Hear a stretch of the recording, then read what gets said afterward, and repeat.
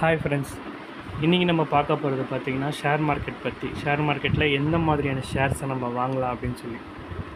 Share மார்க்கெட்டில் பார்த்திங்கன்னா நிறைய பேர் வந்து பார்த்திங்கன்னா எந்த ஷேரை வாங்குறோன்னே தெரியாமல் ஏதோ ஒரு ஷேரை வாங்குறாங்க, விற்கிறாங்க, லாஸ் ஆகுறாங்க. அதே மாதிரி இந்த இன்ட்ராடே பண்ணி லாஸ் ஆகுறாங்க, ஃப்யூச்சர் அண்ட் ஆப்ஷன்ஸ் பண்ணி லாஸ் ஆகுறாங்க. ஃப்யூச்சர் அண்ட் ஆப்ஷன்ஸும் இன்ட்ராடேவும் பண்ணவே கூடாது.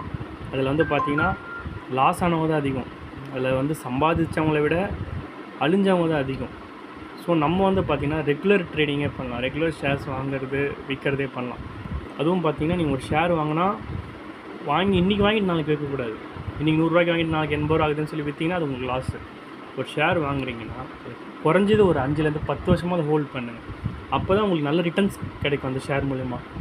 நீங்கள் எந்த மாதிரியான ஷேர்ஸை வாங்கலாம் அப்படின்னா, positive free cash flow.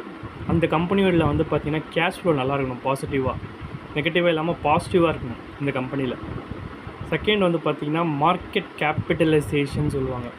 Market capital வந்து பார்த்திங்கன்னா 15,000 கோடிக்கு மேலே இருக்கணும் அந்த ஷேர், அந்த கம்பெனியோட ஷேர். அப்போனா தான் நீங்கள் வாங்கணும், அந்த மாதிரி ஷேரை வாங்கலாம்.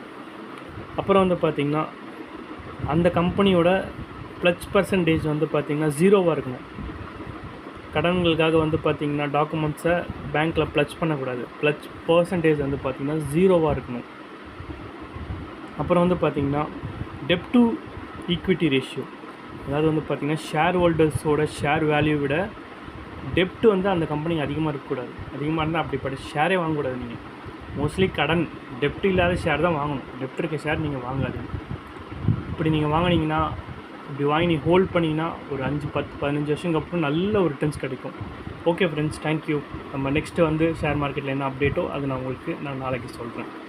இந்த வீடியோ வந்து பார்த்திங்கன்னா ஸ்பான்சர்ட் பை ஜென்ரிவ்யூஸ். ஜென்ரிவ்யூஸ் வந்தீங்கன்னா, ஜென்ரிவ்யூஸ் என்ன பண்ணுறாங்கன்னு பார்த்தீங்கன்னா ப்ராடக்ட் ரிவ்யூ கம்பெனி. நீங்கள் ஒரு ப்ராடக்ட் வாங்குறதுக்கு முன்னாடி அந்த ப்ராடக்ட் வந்து ஜென்ரிவ்யூஸில் போய் சர்ச் பண்ணி பார்த்து அதோட ரிவ்யூஸ் பார்த்து நீங்கள் அந்த ப்ராடக்ட்டை பர்ச்சேஸ் பண்ணிக்கலாம்.